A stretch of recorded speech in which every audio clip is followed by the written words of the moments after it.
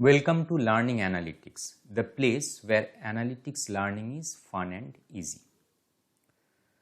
So today we will start with the descriptive statistics series.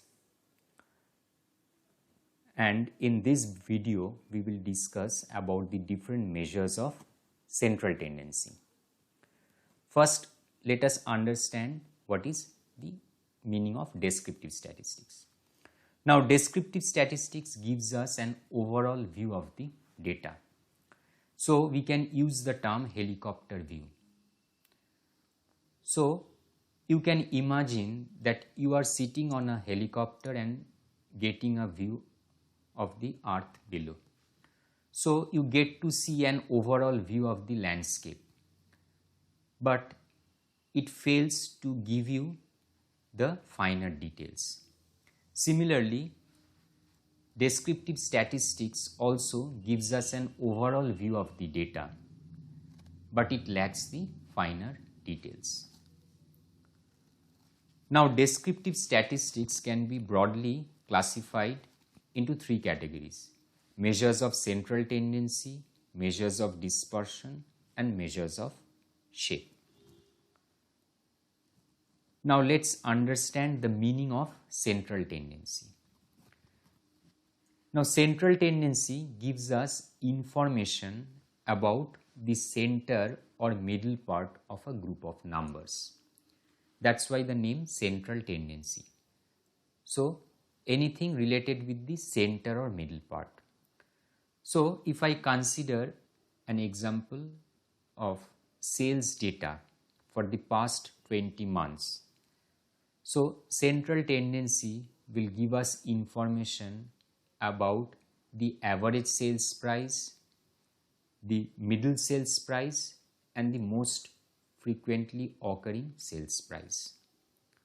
So these are the measures of central tendency. Now let's understand the different measures of central tendency in detail.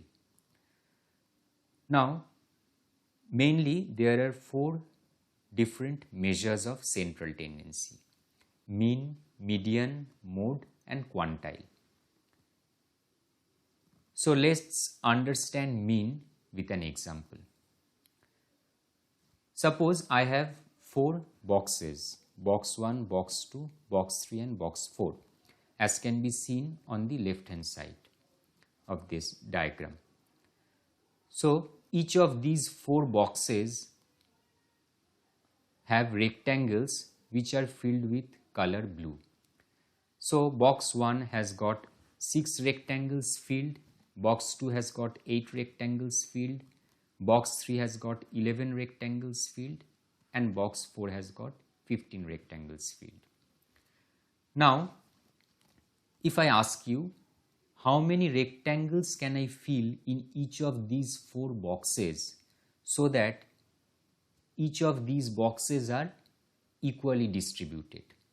That means each of these boxes get an equal share. So the answer will be 10, which is shown in the diagram on the right hand side, where each of these four boxes are filled with 10 rectangles of the color green. So that is the meaning of mean.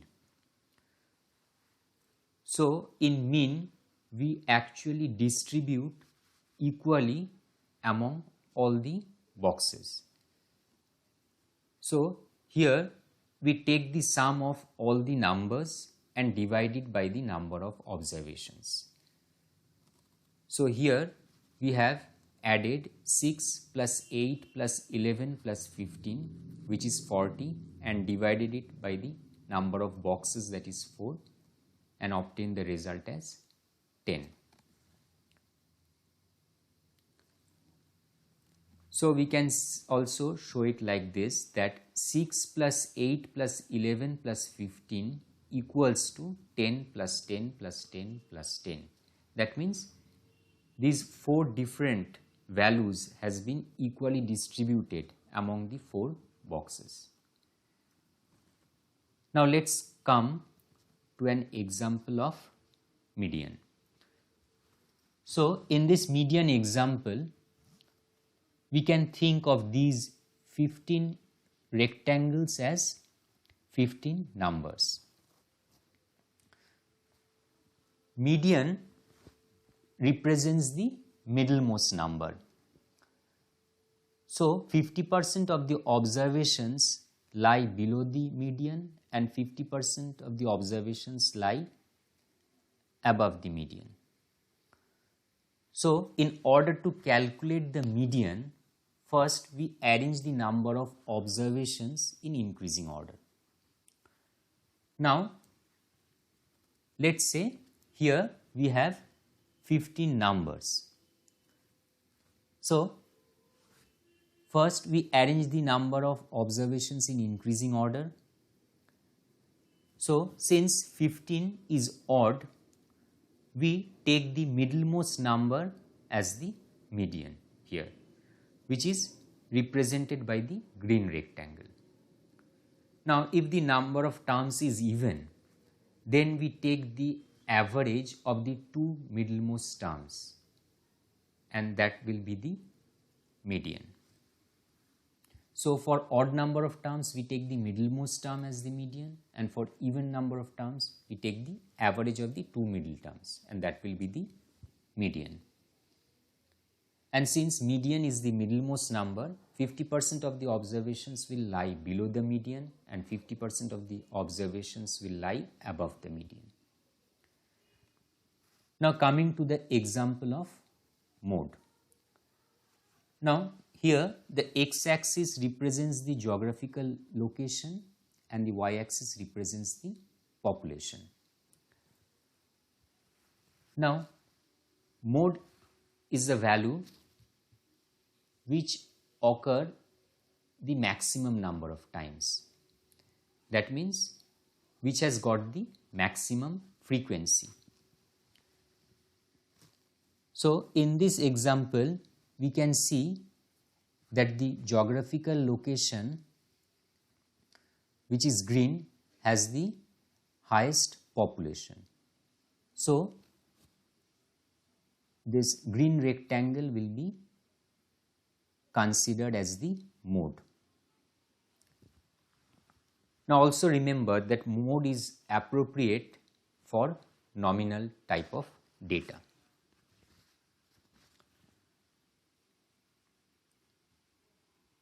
Now let's understand another topic called outliers. Suppose I have a small data set where I have the salaries of different employees. Now if I plot this data on a 2-point scale where I have the employees on the x-axis and their salaries on the y-axis, so we can see that the lowermost salary is very far away from the rest of the data points. So actually what has happened? Actually here this lowermost salary represents the salary of the lower middle class family, and the rest, all the data points, represents the salary of the upper class family. So here this lower middle class family's salary will be considered as an outlier, because here this particular salary belongs to another group, which is lower middle class family. So generally we remove the outliers from the data set. So here this is an example of outlier belonging at the lower extreme. Now let's take another example. So here also we plot the data points where the x-axis represents the employees and the y-axis represents their salary. So here we can see that the salary corresponding to employee 5 is very far away from the other data points.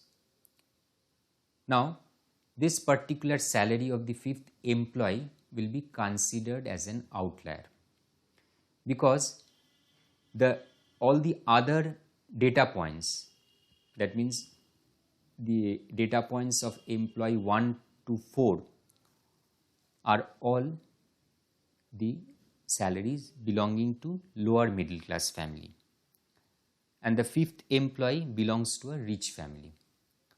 So this is an example of an outlier lying at the upper extreme. So outliers are basically data values which lie outside the mainstream of values, as we have seen in the previous two examples. So they actually belong to some other group and they have been mistakenly taken into this group. And outliers always lie at the extremes. So outliers could be present at the lower extreme or they could be present at the upper extreme. And outliers occur due to measurement error or recording error. Now let's understand the importance of mean and median. Now here at the right hand side, I have taken an example, a small example, where I have 5 numbers 10, 20, 30, 40 and 50. So if I calculate the mean, that means the average, I will get the value as 13. Similarly, if I calculate the median, which is the middlemost number, that number will also be 30. Now let's say I introduce a very large number at the upper extreme. That means I introduce a large number at the end. So I get the numbers as 10, 20, 30, 40 and 5000. Now if I take the mean, I'll get the value as 6, whereas the median will be 30. So we can see that there is a large difference between the mean and the median. Now this difference between the mean and the median helps us to identify the outliers. So if the difference between the mean and the median is very large, as can be seen in the second example, it indicates that outliers is present. Now why does this happen? This happens because when calculating mean, it takes into consideration all the observations. That means we can say that mean is influenced by the presence of outliers, whereas on the other hand, median corresponds to the middlemost number. So it does not consider all the observations. So it is not influenced by the presence of outliers. That's why when outliers are present in the data set, the difference between the mean and the median will be very large. And this will help us to identify the outliers. Now let's understand the importance of mode. So on the right hand side, I have taken a very small example. Suppose I consider a shop where there are shirts of different sizes, say size 38, 40 and 42. And the frequency is given beside. That means the number of pieces of each shirt size. So shirt size 38 has got 20 pieces, shirt size 40 has got 50 pieces and shirt size 42 has got 10 pieces. So here the shop owner will not be concerned about the mean or the median, but he will be concerned about the shirt size which is sold the most. That means the shirt size with the highest frequency. There comes the importance of mode, because then the shop owner will stock more pieces of shirt size 40, because since this is sold the most, so he will make a profit out of it. So the mode which is the shirt size which is sold the most may be taken as the representative shirt size of the shop, and that's why mode can also be considered as a measure of central tendency. So far we have discussed about mean, median and mode. Now we will talk about quantiles. Now quantiles are measures that divide the data into different parts. Now the important quantiles are median, quartile, decile and percentile. Let's understand each of them separately.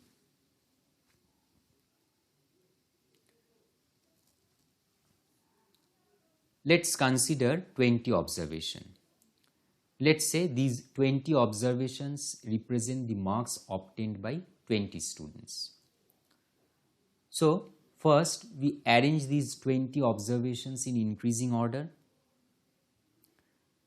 Now if I divide these 20 observations in two equal parts, then I will require only one partition, and that partition is known as median, because 50% of the observations will lie below the median and 50% of the observations will lie above the median. Since we have 20 observations here, so 10 observations will lie below the median and 10 observations will lie above the median. Now let's come to quartile. So we are considering that same example. I have 20 observations and I am dividing this 20 observations in 4 equal parts. So I will require 3 partitions, and these 3 partitions are known as first quartile, second quartile and third quartile. Since I have 20 observations and I am dividing it into 4 equal parts, so number of observations below the first quartile will be 20 divided by 4, that is 5 observations. Number of observations below the second quartile will be 5 plus 5, that is 10. Number of observations below the third quartile will be 5 plus 5 plus 5, that is 15, and so on. Also remember that this second quartile is also known as the median, because as we can see from this diagram also, that number of observations below the second quartile is equal to the number of observations above the second quartile. And also this first quartile is known as lower quartile and the third quartile is known as the upper quartile. In a similar way, considering that same example, I can divide the data into 10 equal parts. So I will require 9 partitions. These are known as deciles. So we will get first decile, second decile, third decile and so on till 9th decile. And the number of observations below the first decile will be 2 observations, because in total we have 20 observations and I have divided it into 10 equal groups. So 20 divided by 10 equals to 2. Similarly, the number of observations below the second decile will be 2 plus 2, that is 4, and so on. And finally, coming to percentiles.